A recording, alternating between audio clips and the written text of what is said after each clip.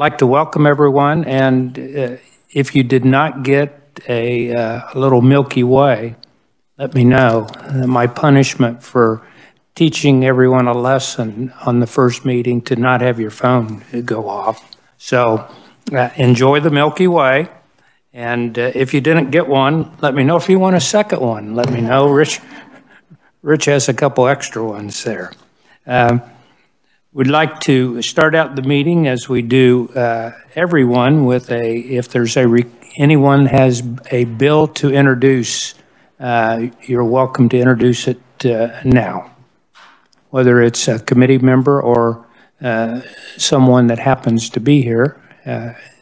Please do. If not, we will do that for the time that bills can be introduced. We'll do it at the start of each meeting. The presentation today is one that I've been looking forward to, and this is the real development part of our committee.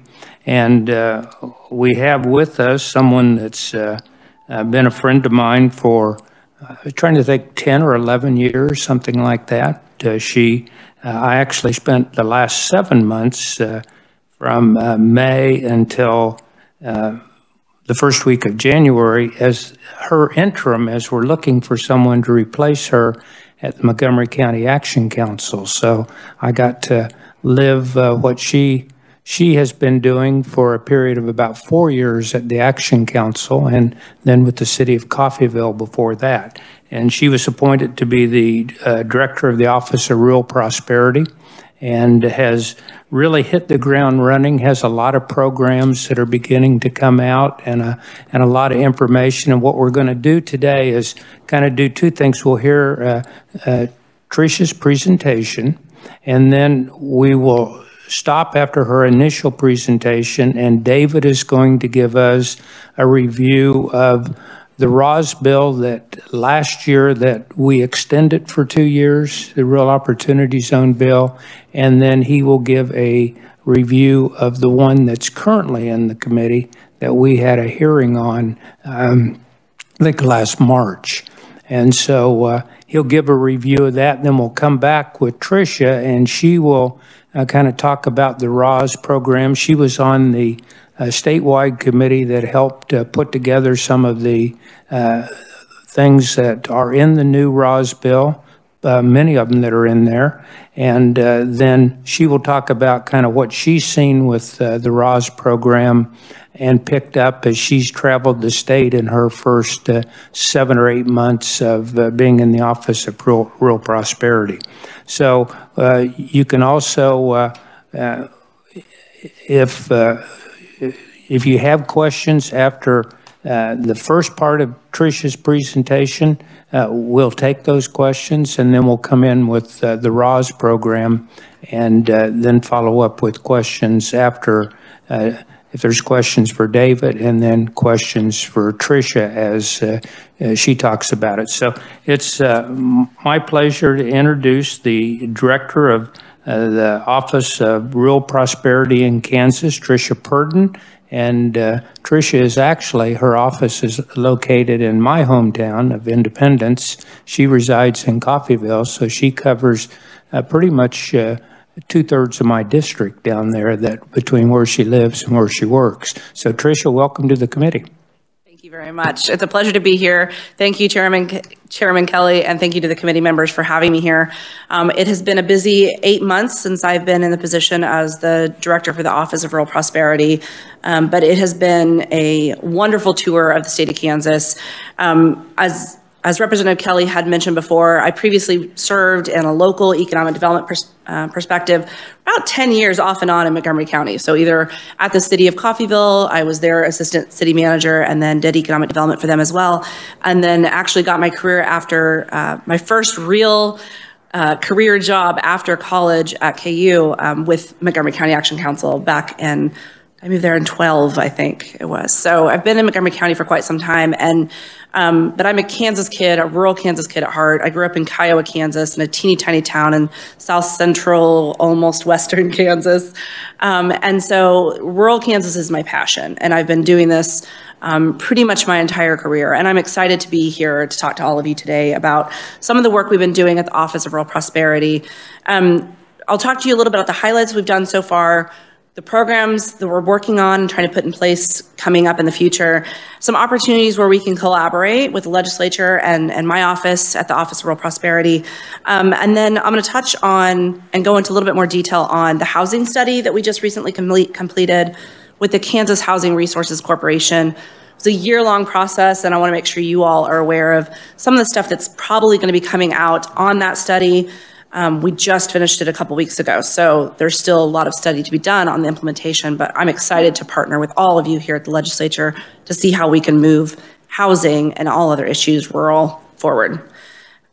So far this year, we have seen phenomenal work happening across rural Kansas. Just in the last 8 months, we've done 28 grassroots community visits. I want to double that next year, if not more. Hopefully we can actually travel a little easier across the state of Kansas and we can nip this thing in the bud. But one of the things that we do, and that's absolutely critical to do these grassroots visits, is that when I came on at the Office of Rural Prosperity, there's basically 2.5 staff members to cover all of rural Kansas. And as Representative Kelly might have joked with all of you before, I was really busy at one county doing economic development, and now I'm helping cover 101 counties in economic development.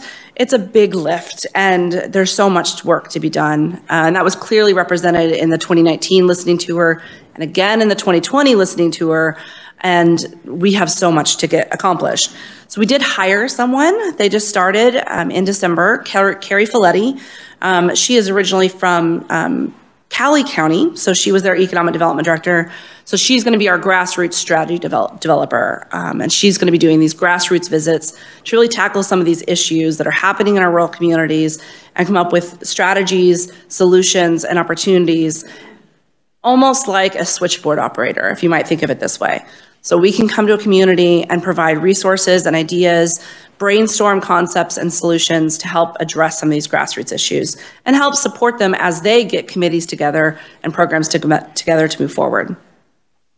So far, I've traveled 6,200 miles across the state of Kansas, which actually sounds like not a lot, but they gave me a car when I started, and that car is no longer new. I've worn it in. But one of the things I'm most proud about is that so far in just the last 8 months, we've already awarded $150,000 of grants out to communities to tackle murals to bring communities together for a downtown gathering spaces. And then most recently, I think we just announced on Friday of last week, HEAL, which is the Historic Economic Asset Lifeline program, which I'll talk about in more detail in a minute. We also rolled out a program, and this addresses the core thing that I realized walking into this office. We have to grow capacity for our rural communities across the state of Kansas. If there's just a staff of 3 people covering the Office of Rural Prosperity, there is no way we'll ever see rural prosperity happen in our communities. So the only way we can do that is to grow capacity and help our communities gain tools, resources, and training so that they can better be advocates for their own communities as well. So we developed a program called the Grassroots Economic Development 101. It cost $15 if you registered for the first 2 weeks, and $30 if you registered after that point. So we wanted to make sure it's very affordable. And the reason why I thought about the cost this way, one, it helps cover the cost of the Zoom platform system, right, the webinar, and we want to make sure we're efficient and effective with our money at the Office of Rural Prosperity. But most importantly, I wanted to make sure that that participant that's part of the PTA of their local school or a member of their local school board of a town of 60 people can afford to do this training as much as someone in Wyandotte County or someone in Coffeyville, Kansas, for example, that maybe has funding to support this kind of training. We want to make sure this is affordable for all. And then secondly, a piece of that is that once each one of these sessions are done, they're posted on the Office of Rural Prosperity website. So if you participate and you pay your $30, you get to ask questions from our speakers. You get to ask questions from the panelists and from myself and from our staff. But if you don't, if you miss a session, You can watch the session on our page at no cost. And this is going to remain on the Office of Rural Prosperity's page so that everyone has an opportunity to go through some basic economic development training. One of the reasons why I felt this is important is language, right? So if you have a community member that's never dipped their toe in the water of economic development and they don't understand what CDBG even stands for, how do they talk to someone at Kansas Department of Commerce about a CDBG water program if they have no clue what that even means or what that can do for their community? So by going through this training, they can learn to speak the same kind of language. They can understand the amazing alphabet of acronyms that we have here at the state of Kansas and can make sure that they can leverage the resources for their community as best they possibly can. We had 200 participants in the Grassroots Economic Development Program. And on the slide that I have, next slide over, I'll talk about a little bit more, but we had participants all over the state of Kansas, in all 4 corners of the state of Kansas, that are participating in this program, which I was excited to see. So I'm gonna go over a couple of things that we've already completed this year and some of the programs we're gonna have coming up in the next year. First of all is the 2021 Housing Assessment. That program started in January of last year. We just wrapped it up in December. I think it was the final week of December. I think we worked on it through Christmas. And this assessment really got down to the brass tacks. What do we need to do to address our massive housing crisis that we're facing in the state of Kansas? It went down to parcel data. We worked with Kansas Department of Revenue, the Appraiser's Office, Kansas GIS, and the ORCA program that they have there, as well as the Census Bureau, and pulled all the new census data together. So this is the most up-to-date, accurate information anyone could have regarding housing. This program could be pulled out by region. They can put together the summary, pull out a section of the region, pull out a section of an appendix that shows their county breakdown, and can actually go forward and create a housing assessment tool to go after programs like upper story RHID or things like that that can help leverage new housing in their community. We actually have data now in this study that says what the condition of housing is in each community across the state of Kansas, which hasn't been done before. So thank you to all the partners that helped us put that together. We're going to be rolling out some partners, presentations, just like ED 101, but diving deeply into housing. So once we kind of get our minds wrapped around this housing study, we're going to be presenting information on some of these pieces that came out. For example, doing a deep dive on land banks. How do you do a land bank? What communities are utilizing land banks and doing it well? What communities are just starting on land banks and have never done this before? And so making sure that everyone kind of has a fair shake at some of these amazing programs we already have in the state of Kansas. Another program is Pittsburgh's Block 22.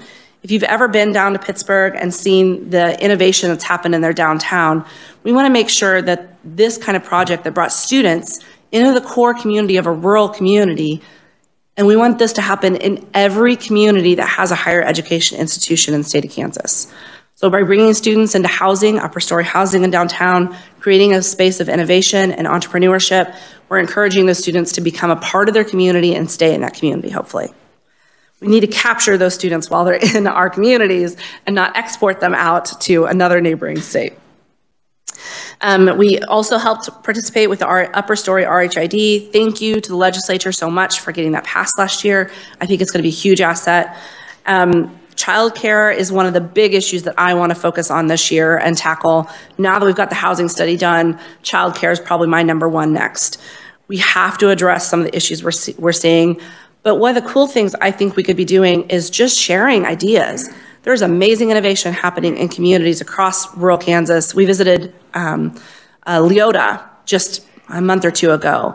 They were able to build a brand new childcare facility, partnering with their area community foundations and other partners to leverage the kind of funding they needed to build this. So how do we show other communities how others in Kansas are doing this to build that stack to get new childcare facilities open in the state? Healthcare and wellness, we partnered with the Office of Primary Care and Rural Health to complete the primary care assessment. This really addressed where our needs are for primary health care, and now we're working on implementation. And where do we have a desert for dentists? Where do we not have primary care physicians or maternity care in regions of the state of Kansas, and making sure that everyone has access to care.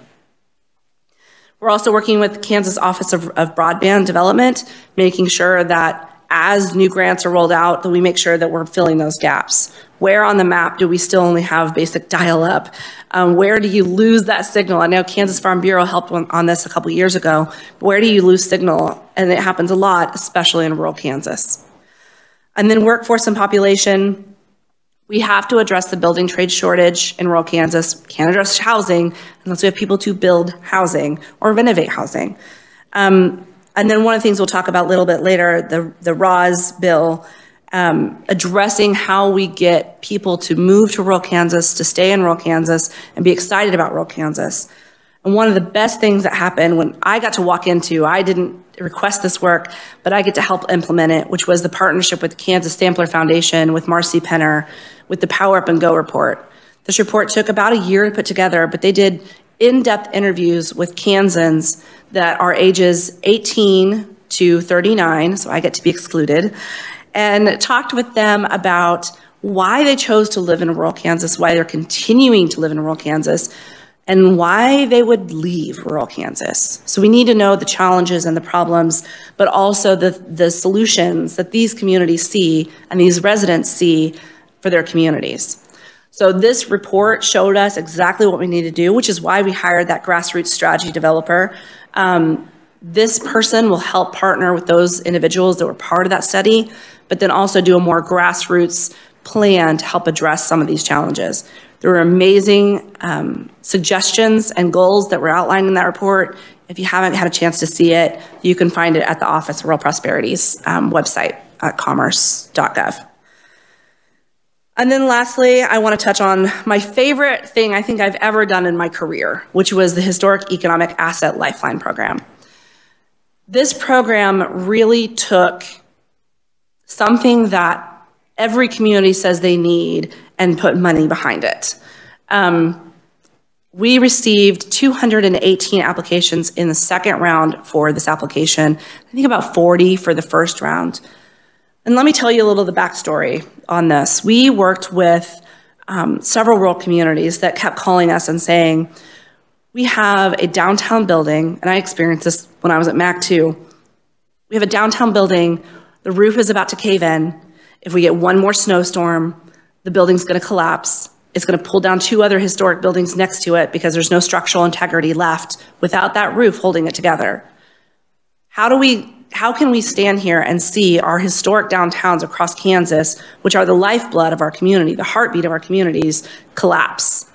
Well, one of the reasons is that a downtown building maybe isn't going to appraise out. If you're a banker, and I'm assuming many of you probably have a background in that with this committee, how can you justify spending $250,000 on a building that's not going to appraise for more than $35,000, maybe $60,000 if it's kept in somewhat decent condition? It's a really hard battle to fight with someone who sees it from the bottom line.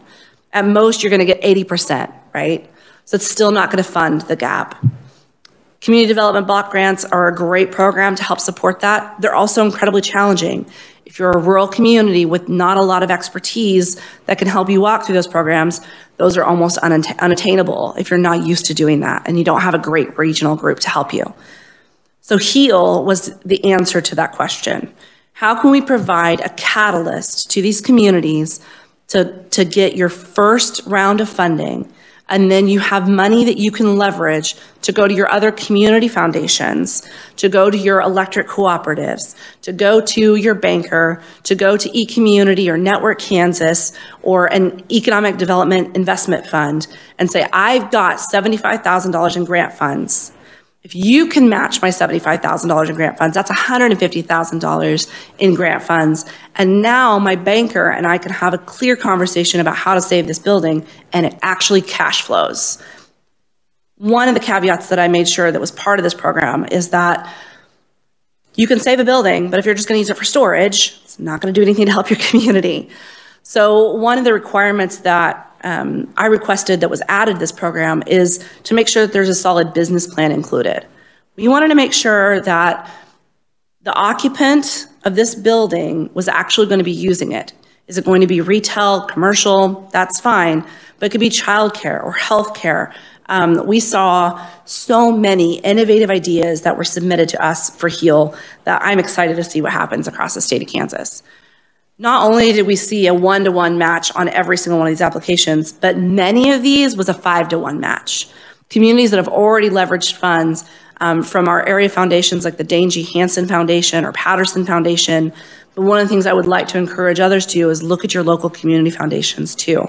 How do we leverage funds that we have at the state and make sure that we can get private and public funding to help match some of these programs and leverage this as far as we possibly can?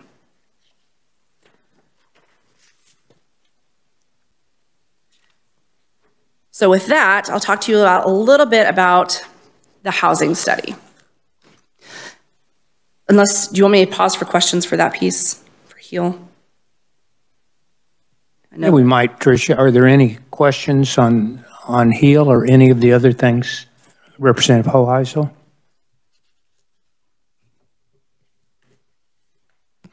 Thank you, Mr. Chair. Thank you for being here today. A quick question about the RAWS program.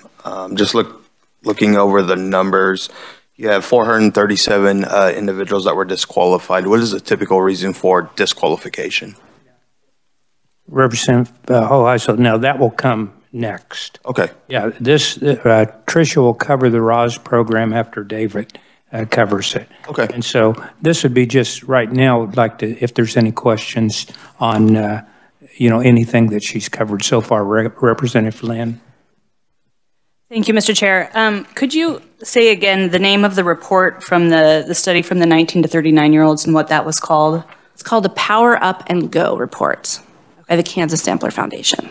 I think that would be really interesting to see what the younger folk. It's fascinating. Can you say it one more time again? Power Up and Go. Power Up and Go. Thank you very much. And we can get this out to you. Yeah, I don't know whether they're identified, but I know my daughter was one of the ones they called and visited with while she came back to a rural area. So I think I read through it, and it is a very interesting report. It struck a chord for me as well. I mean, I was just outside of their demographic, of course, but everything they said in the same report was the same reason I moved back to a rural county too. I went to KU. My husband and I were living in Lawrence, and then got to thinking about it. I was like, there are really good engineering jobs for him and a great opportunity for me to move to Kansas. We were applying for jobs all over the country, and we both settled on a rural community in Kansas. And so I think that's what we're seeing, and we're seeing that trend. So how do we capture that trend and continue it to move forward? Representative Baker. Thank you, Mr. Chairman. Thank you for your presentation. And in my district, you're critical to the survival. And so I have a whole list of questions here, and I won't ask them all, or we'll be here till this afternoon. But one of the questions I have is, how many cities and counties even have a rural housing incentive program? Well, not many right now. I will say that I know the last report that I thought I saw come through on Commerce, I think we have 2 or 3 that have applied for the upper story RHID. The challenge that we're seeing, and we just had this conversation yesterday internally, is how do we help these communities that maybe don't have that capacity to put together that housing assessment tool that's required as part of that, and how do we break that down to make that a little bit more attainable? So that's something we're going to be working on internally to help make sure that we can grow that number. So the number of new cities and counties, you do have some that are applying? Oh yes, we have lots that are applying. We've heard from several that are applying. It's just that process of going through that housing assessment program. Can I have to do an analysis to make sure that they understand what's going on in housing. Jim, can I keep going? Okay, thank you. All right, so I have the floor, so I'll keep going.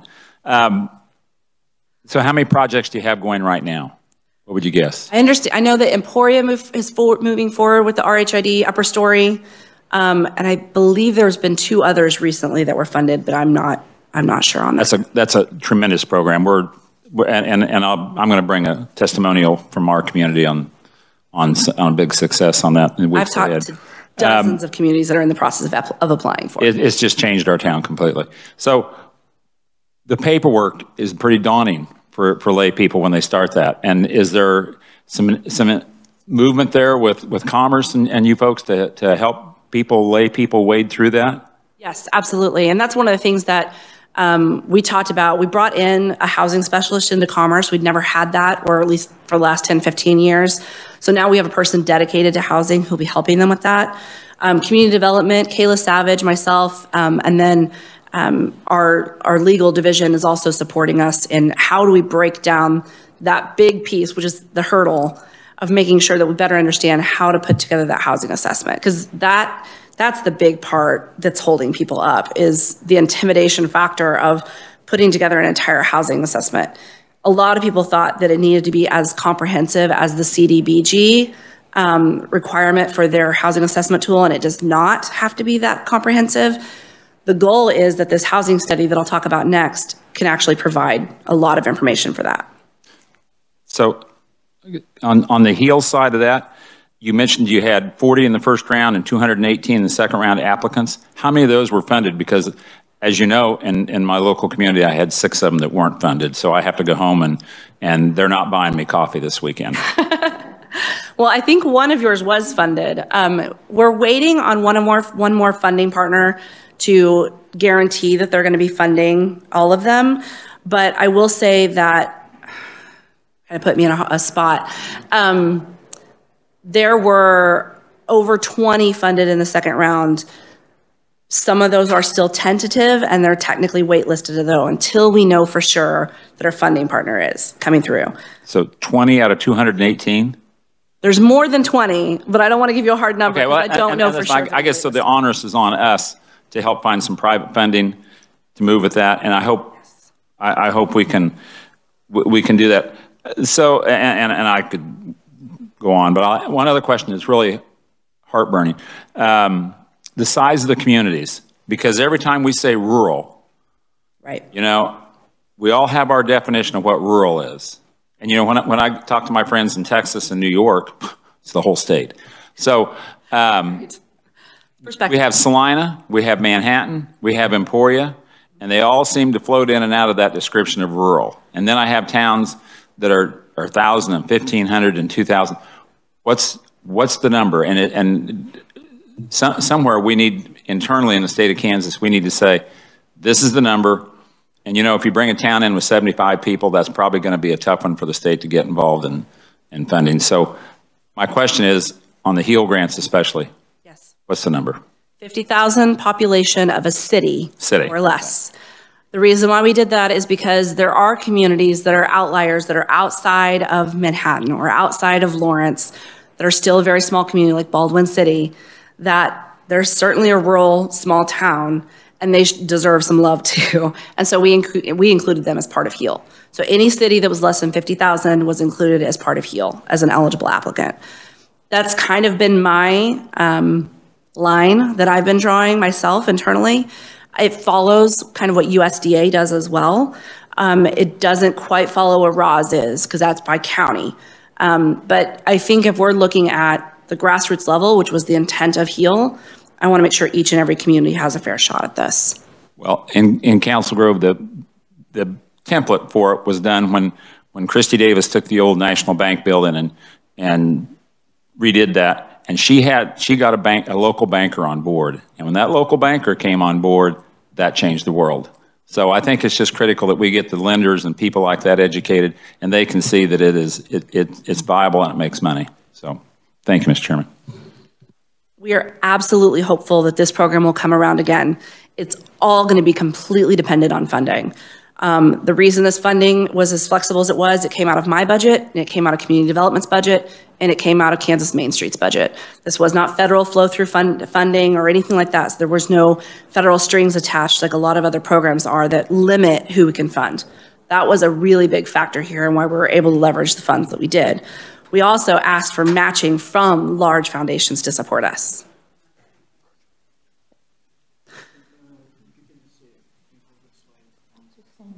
I'm getting ready to start on this slide here.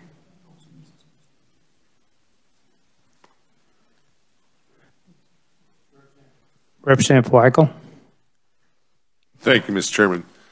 Thank you for your presentation. It's informative, but I have a couple questions, and they're kind of going to dovetail with Representative Baker's.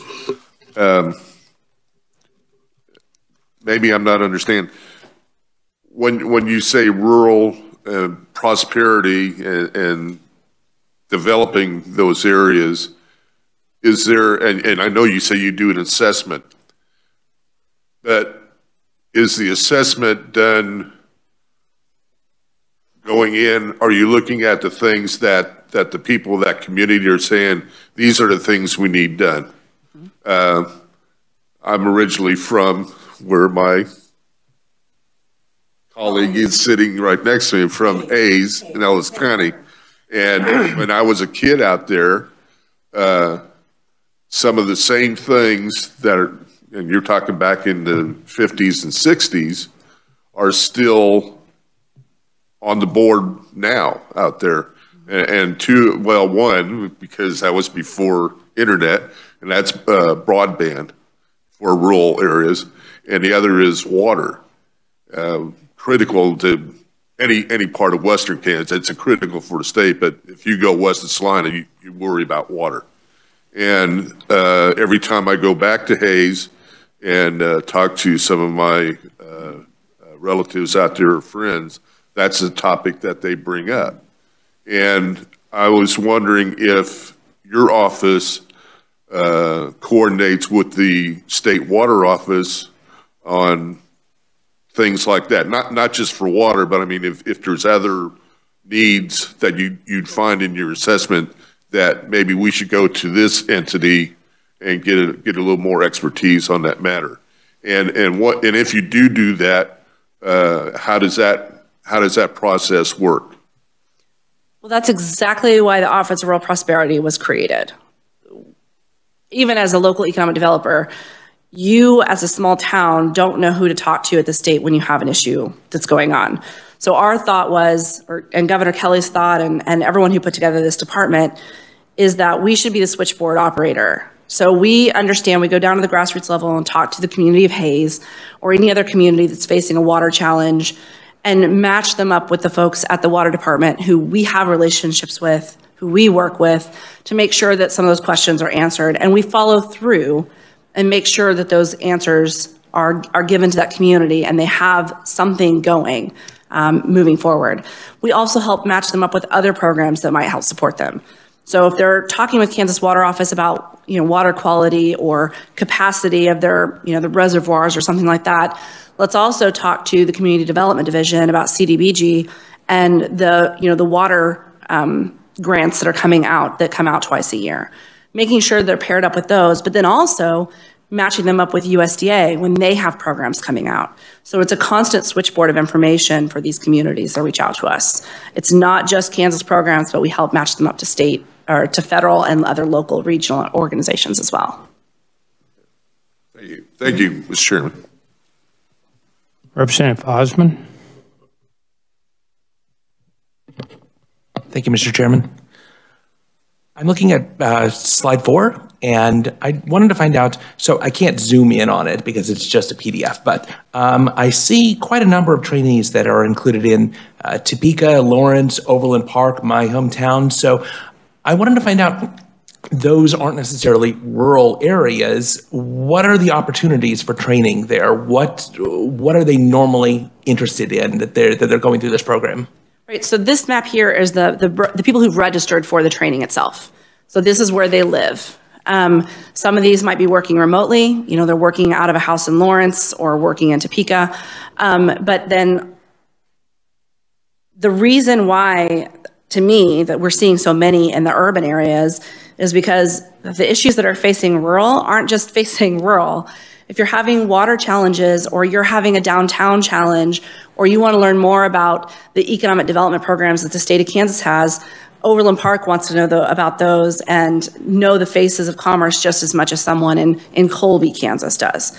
And so although we are putting this program on as part of the Office of Rural Prosperity, this program is intended for the entire state of Kansas. So anyone who wants to be a better advocate for their community and fight for their community and learn more about economic development in the whole state of Kansas can go through this training. It's not limited to rural communities.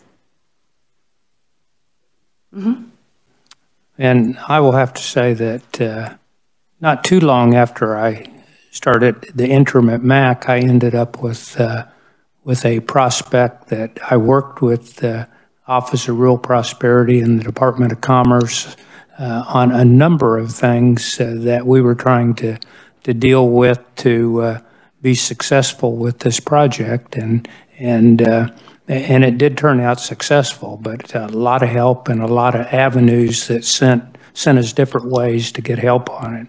And so it was very beneficial. We're here to help as much as we can.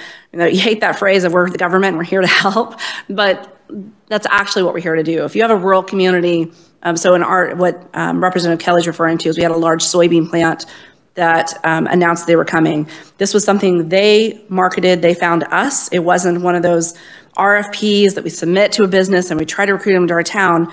But when a large industry like that falls in your lap in a rural community, you often don't have the capacity or the experience to understand how to close that deal. They might not understand what an industrial revenue bond is and might not leverage the kind of resources that are available to them to offer that business to reel them in. And so we want to do that. That's what that training's meant to do.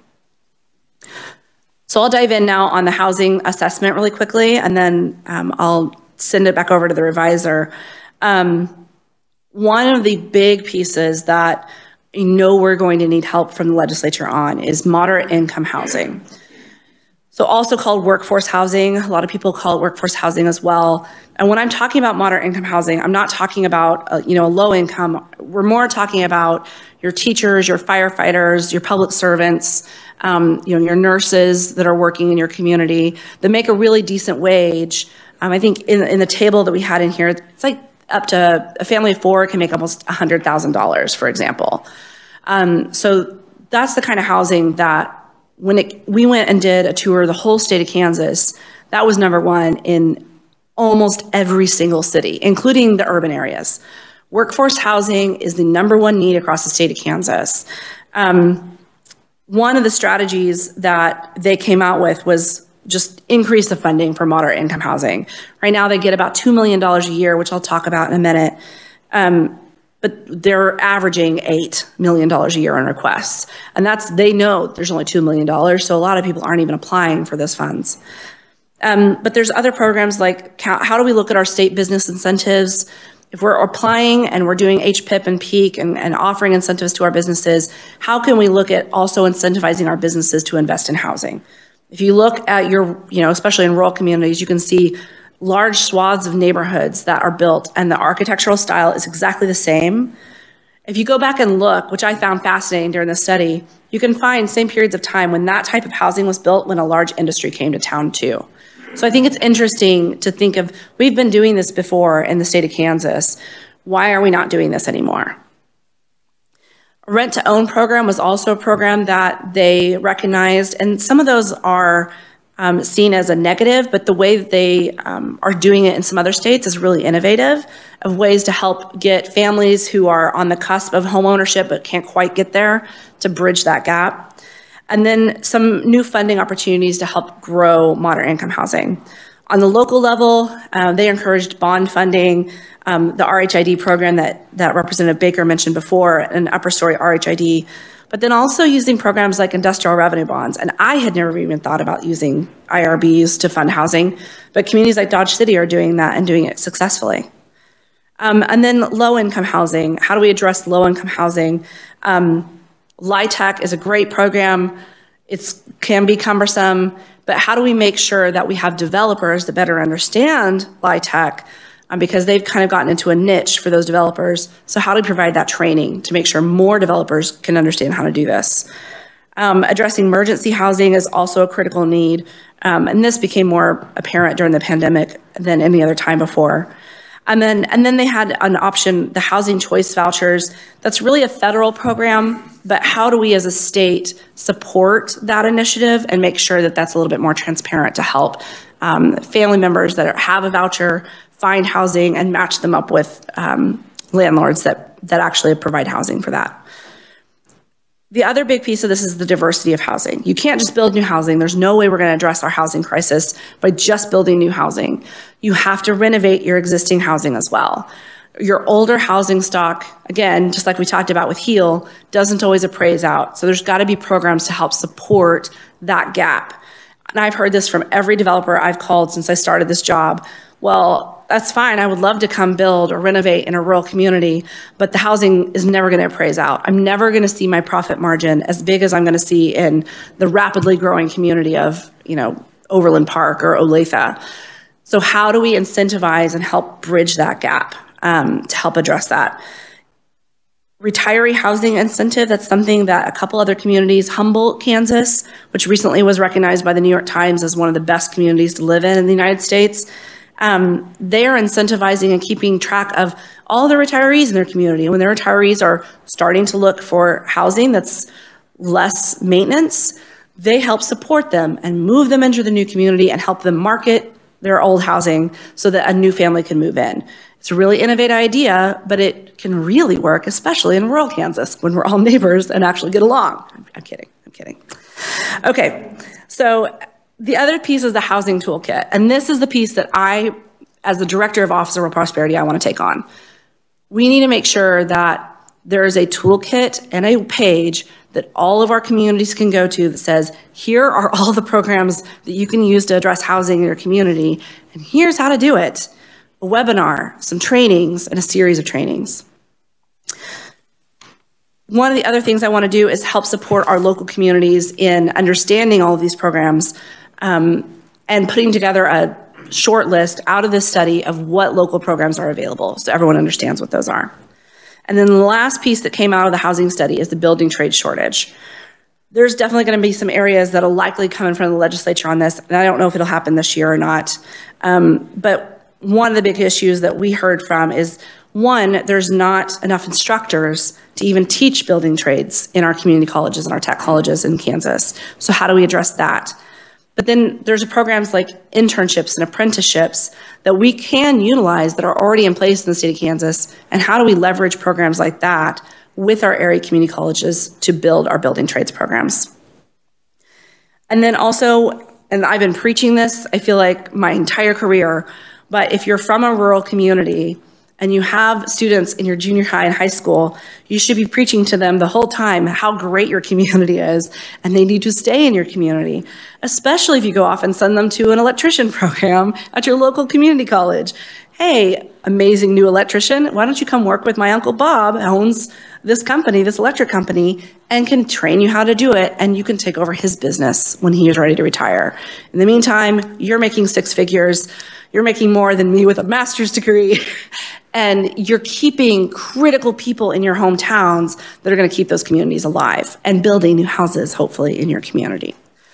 So with that, I'm going to, well, I guess I'll highlight one more. I guess I have one more slide.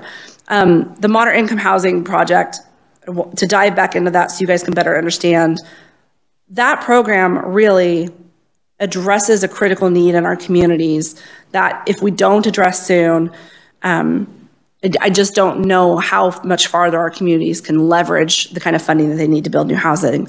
In Johnson County, a family of four making 120% would fall into being eligible for MIH at $103,000 a year. A family of four in Hamilton County could make $64,000 at 120% of their median area income. So MIH isn't based on statewide, it's based on your area. So Montgomery County is going to be probably $94,000, and that's your family of four. So it's broken down by county. It's something that's very attainable. The program already exists, and we're excited to help that continue to grow. Okay, my last slide before I switch over to Roz is the current funding for Khrc. This is not my department, not my division by any means, but working within this past year, this is their biggest gap. Right now, like we talked about with HEAL, they are leveraging funding locally. They had $20.6 million in 2021 leveraged for their existing $2 million that they were funded. So we're seeing more than a one-to-one match happening in these communities, but how do we make that happen in more than just 8 communities? So with that, I will leave that piece open for questions, and if none, then I'll pass it on to the revisor. Any questions on this portion? Any questions from those online? If not, right now we'll switch to David and let David kind of give a review of old RAWs and proposed new RAWs, and then come back to Tricia to talk about what she's seeing as she travels the state.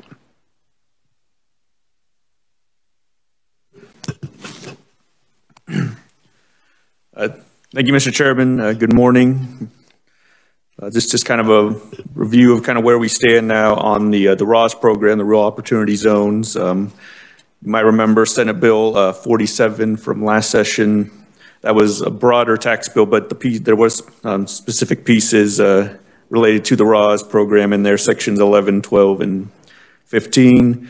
That bill was approved by the governor on May 17, 2021, and became effective upon publication in the Register on May 27, 2021. What that bill did for the RAWS program was change the definition of a RAWS, Rural Opportunity Zone. You know, before it was a specific list of counties, 77 counties. This has now been changed to any county in Kansas with a population of 40,000 or less. And then also the bill extended sort of the sunset date on RAWS from July 1, 2021 to July 1, 2023. So it was a 2-year extension of the program. This is both the income tax portion and the student loan repayment. So all that just continues on until 2023. And that is the current state of RAWS as of last session. House Bill 2431, this is a bill that was introduced also in the 2021 session. This was the Committee on Taxation introduced the bill on March 11th. The bill was referred to this committee, and there was a hearing on March 17, 2021 here in Financial Institutions Rural Development.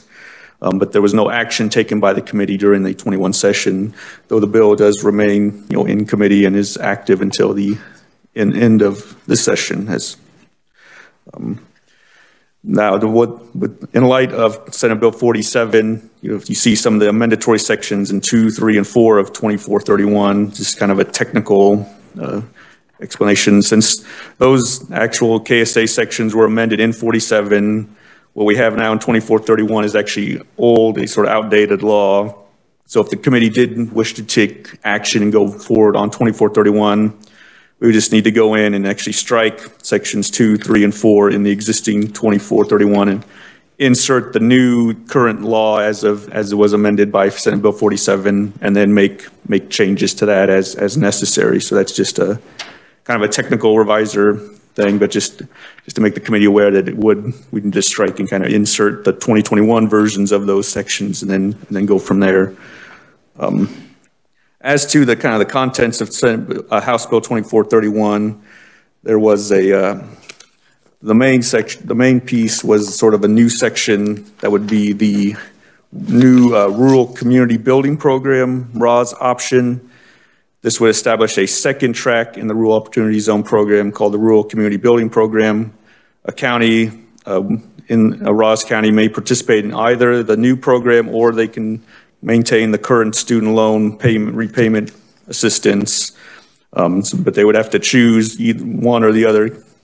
The county would participate it'd be a 5-year commitment by the county. In addition, RAWS program participants who are eligible may receive the current RAWS program tax credit, the income tax credit as well. Counties who elect to participate in the Rural Community Building Program must do so by resolution, and again, committing to the program for 5 years. The program involves goals for each of the 5 years to be accomplished with the assistance of the Secretary of Commerce. The first year, the county would be required to produce an assessment of its marketing capacity and develop a website to serve as a marketing tool to potential folks. The second year, the county would select, designate, design, and implement small-scale community improvement projects designed to attract new residents and retain existing residents. Examples of the projects would be Main Street improvements, parks, playgrounds, community gathering places, entertainment venues, community centers, etc. The state, subject to appropriations, would provide funds to be matched equally by the county, and the county share may be provided by any political subdivision within the county or by an organization, business, or individual. Plans for the projects would be published on the county's website. During the third year of the program, the county would produce a housing assessment that includes an evaluation of existing housing and demand for new or improved housing. The assessment would include an evaluation of the possibility of creating a local equity pool for housing construction or renovation. This assessment would also be required to be published on the county website. Getting in the fourth year, the county would identify funding sources and match developers with county communities and implement the housing plan to address the needs identified by the housing assessment. The county is to provide assistance by the Secretary of Commerce and the Kansas Housing Resource Corporation. The county would organize the housing development teams of local tradespeople, volunteers, organizations to help accomplish that housing plan. And then the county would also be required to develop equity pools for funding the housing plan. And then finally, in the fifth year of the program, the housing program, that would actually be the completion of the plan, and the county would have the end of the fifth year due, so to actually, take effect and finalize and finish the housing that they've identified as within their county.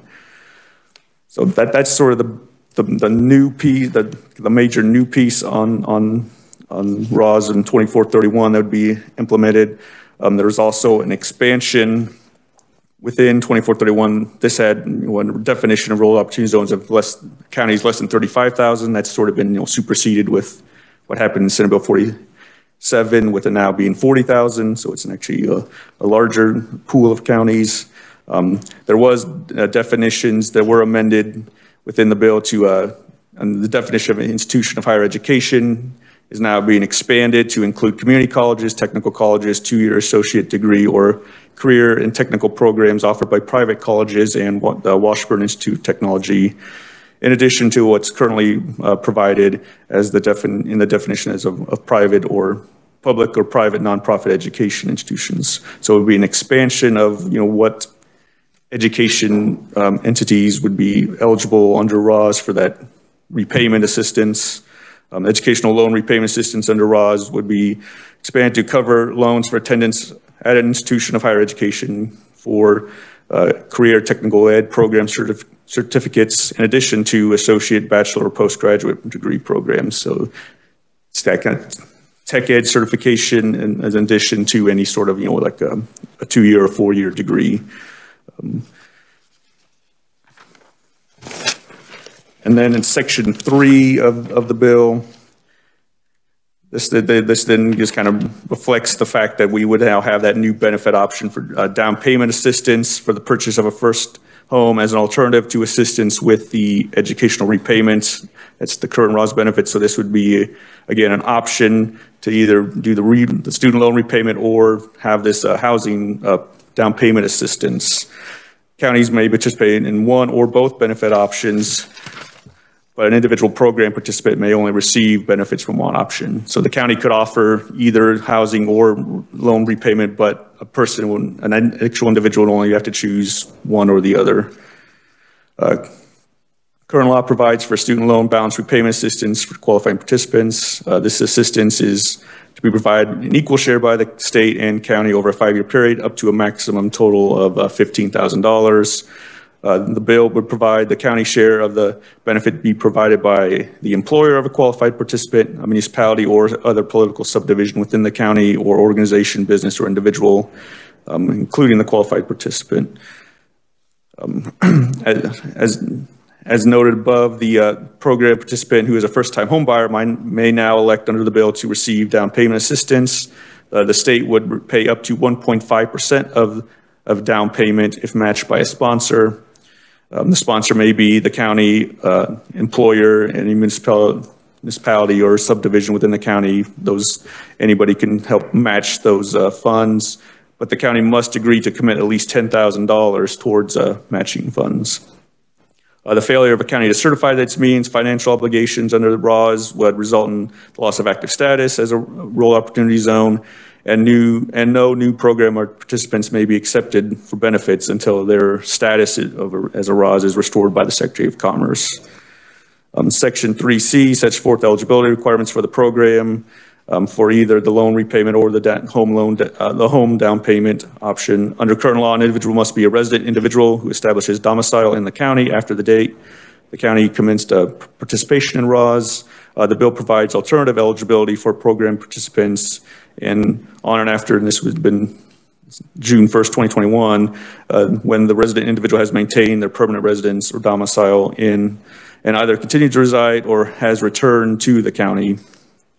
In addition to either the loan payment, repayment assistance, or down payment assistance, they still, that resident individual would still be eligible for the income tax credit portion as well.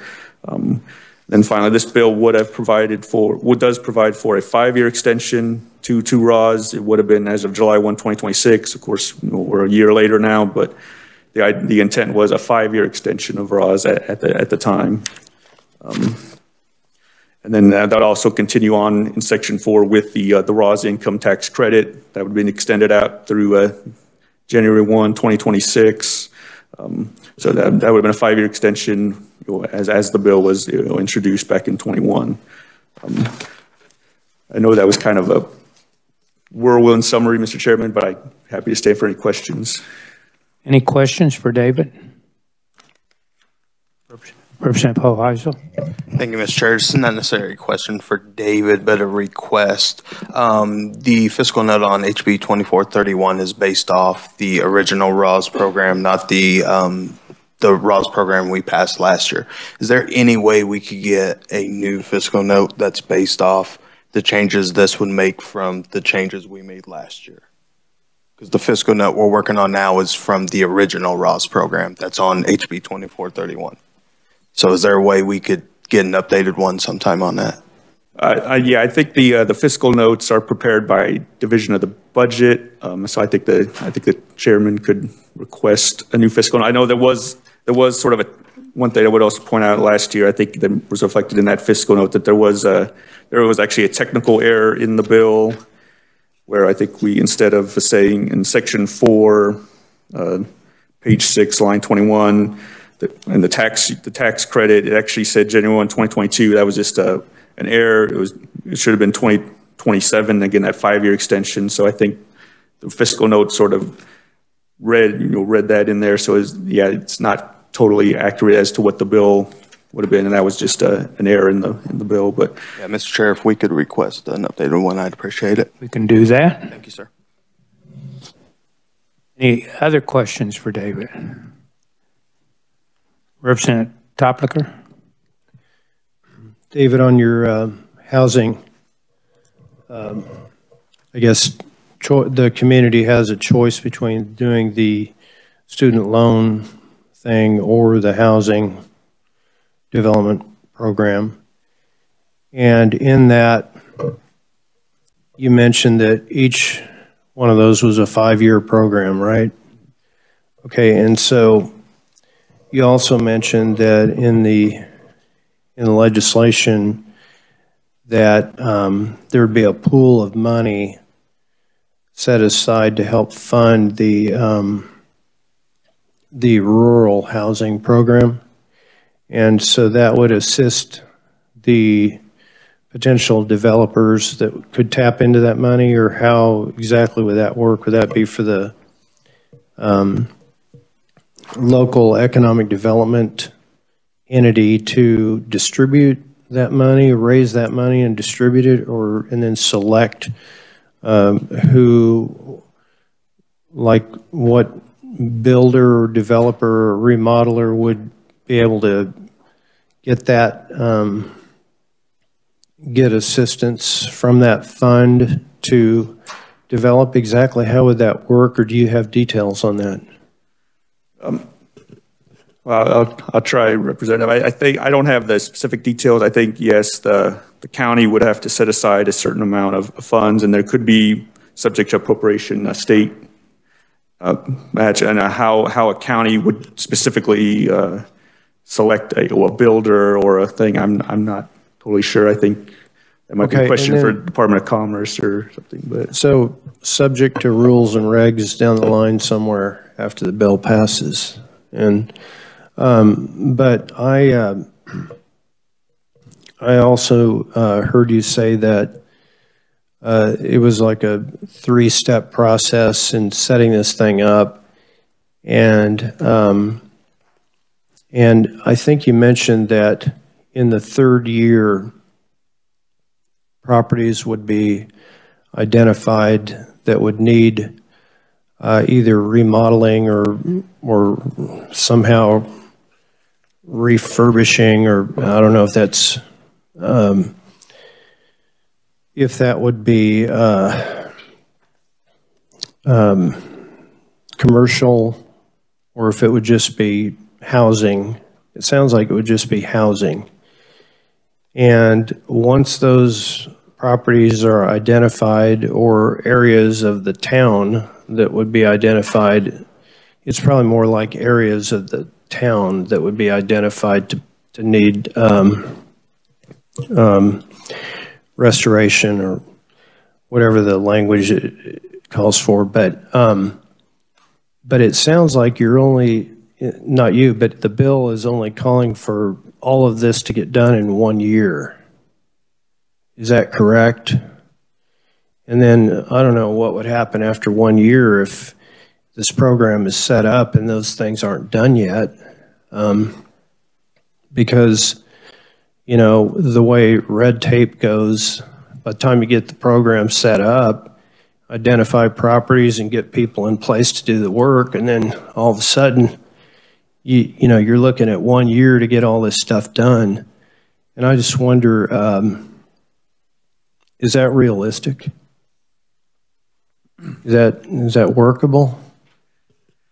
Yeah, that's a good question, Representative. Yes, specifically the 3rd year piece of the program, the county would conduct and produce that comprehensive housing assessment, and that would include an evaluation of existing housing units and the results of surveys undertaken subsequent to the implementation of the program of residents and employers regarding demand for new and improved housing units and the type of units needed. So yes, this would just be on the housing side, not specifically. The housing assessment would include an evaluation of the feasibility of creating a local equity pool to assist in the construction and renovation of housing. And this would then, of course, this assessment would be made public and on the website. But yes, as to your point on the construction, that is at the beginning of the 5th year, you would actually have that construction renovation of those identified housing units would begin, and to be built or renovated, and the bill just says such construction or renovation shall be completed within 12 months. It's really silent as to what would happen if that didn't happen in 12 months, but.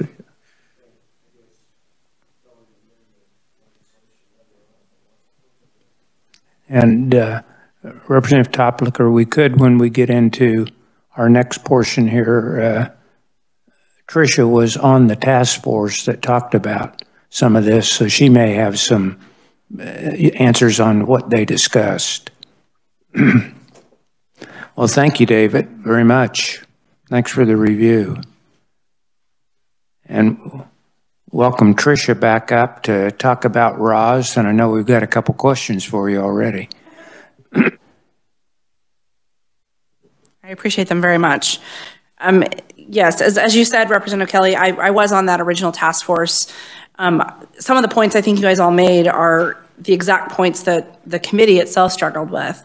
And I think it does warrant, as you know, we delve into this, you know, the new RAWs bill here, of looking at, one, the economic impact of the previous bill that this committee helped get through last year, and thank you again to do that. You know, adding 9 additional counties to that, and the student loan bill that will accompany those 9 communities, we don't exactly know what that is yet. I haven't seen it anyway. But I think the intent behind the new piece is that there's 2 phases. One is that there are communities and counties in the state of Kansas that have no housing assessments of any kind in place right now. They have no marketing in place, and their website looks like AT&T built it in 1998. It's out of date, and they're not going to be able to market themselves to any person who wants to consider RAWs to move to their county and do it well. And so that was the intent of that committee, why we wrote that up, is so that there's a little bit of carrot and a little bit of stick of saying, here's some carrot, you can get some funding to build housing, but you need to actually go through the process of doing a housing study, which, if you listen to some of the other pieces I said, you could then leverage to do upper story RHID or an RHID or a CDBG housing development and leverage some of those funds to get programs like that in place. And that was the thought process, was to help those communities gain some capacity so they understand what they need to be doing in order to grow housing in their community, and to actually get people to move to their community. There's not a place for them to live. There's nowhere for those new residents to, to relocate. So that was the thought. But I agree with what you had said before, Representative Hoheisel, is that if we don't understand what the economic impact is here, we've got to make sure we know what that is before we move into the next one, would be my personal opinion. Sorry. Oh, yep. So speaking of that, so we had 9 counties that were added in the last piece that you guys submitted and passed last year. That added $700,000, or that's the budget for student loan distribution for October, November 2021 was $700,000. As of October 19th of 2021, they've allocated $505,728 of those funds that are budgeted. So it'll be interesting to see how this continues for the next 6 months. You can see that we're already 3/4 of the way there for funding the student loan process.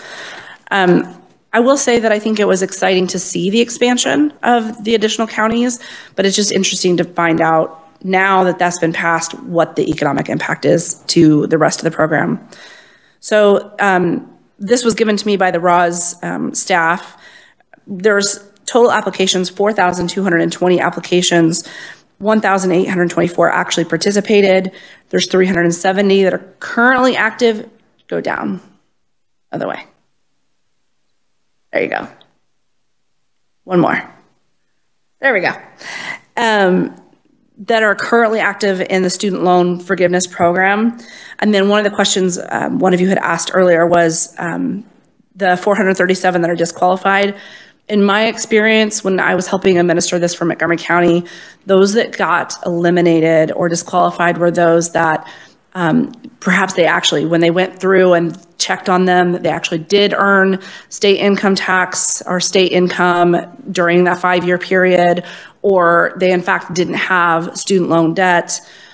Things like that would kick them out of the program, and so they would end up getting disqualified. And so that's likely what that number is there. And then 148 were waiting for sponsor. And I will say, I think that number's low, significantly low. I remember in Montgomery County at one point we had 211 on that wait list, and they fell off because there was no chance of ever being funded. And I think a lot of counties saw that too. So if there wasn't substantial funding by the county, because at that time it was the county that only did the funding, if there was no funding coming to help support them, there's no way they would ever roll that through. Thank you, Mr. Chair. What's the average median wait time on the wait list right now? It's going to be dependent on the county and themselves. I know in Montgomery County, and we had, like I said, we had like 200 people at one point that was on that list. If a county only funds it at $10,000 or $15,000 a year, they're only funding 5 applicants a year.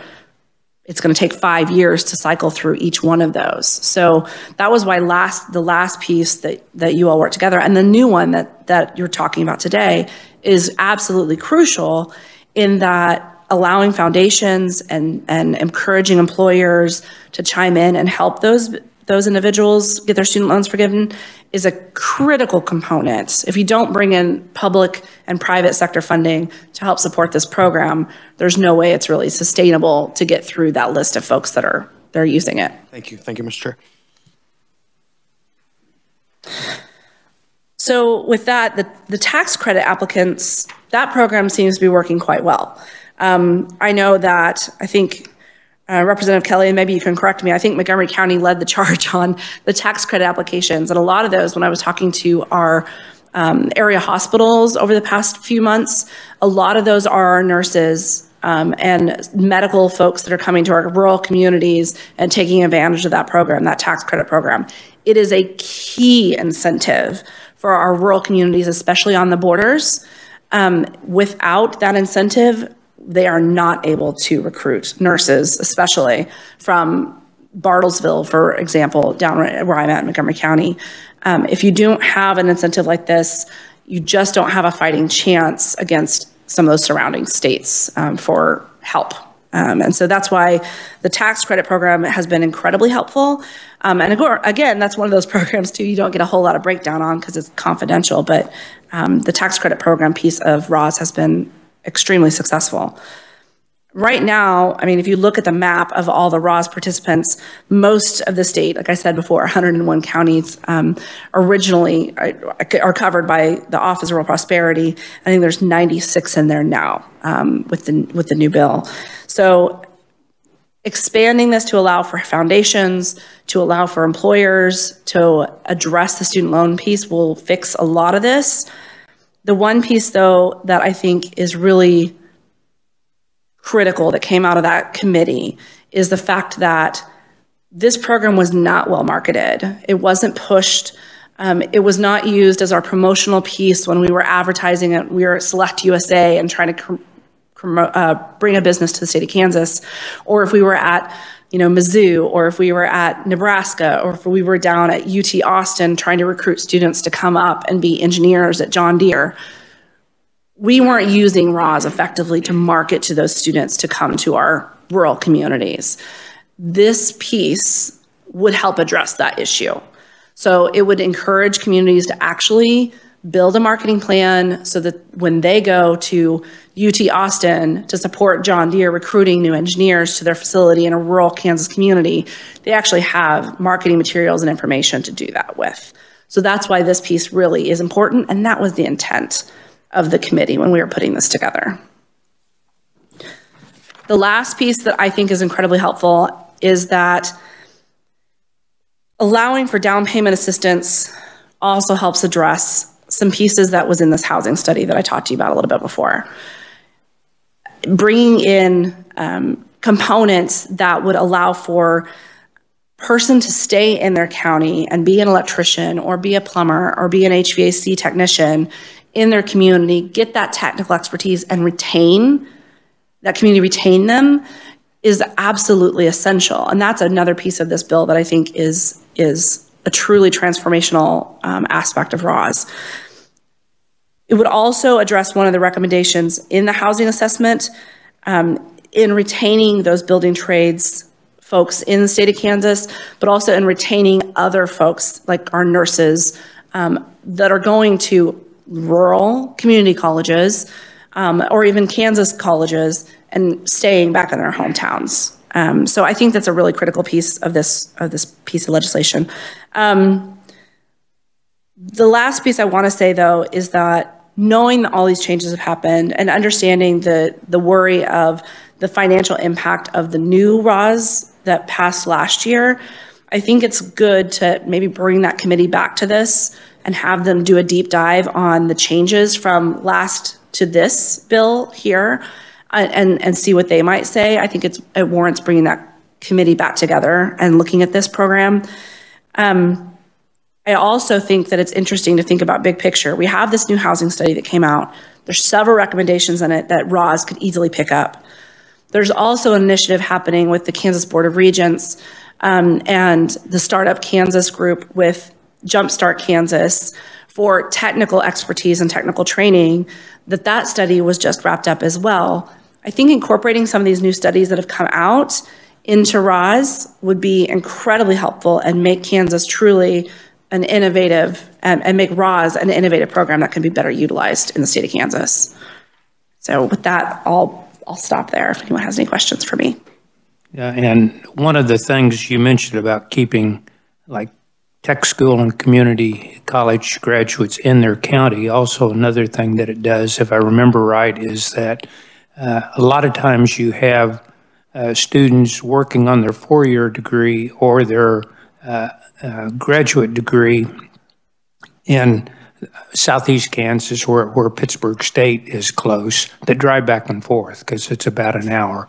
And but if they stay living in Montgomery County and have student loan debt, they don't qualify if they come back to Montgomery County because they were living there at the time they were driving back and forth. And I think this bill makes a change there that they could qualify if they stayed in the Ross County. And of course, the big thing in Montgomery County was trying to keep people coming to John Deere or Cessna living in Kansas and not living in Oklahoma, which is pretty convenient. And it's been successful in that. So there were a number of things that were good and a number of things, additions that could make it better. Any questions?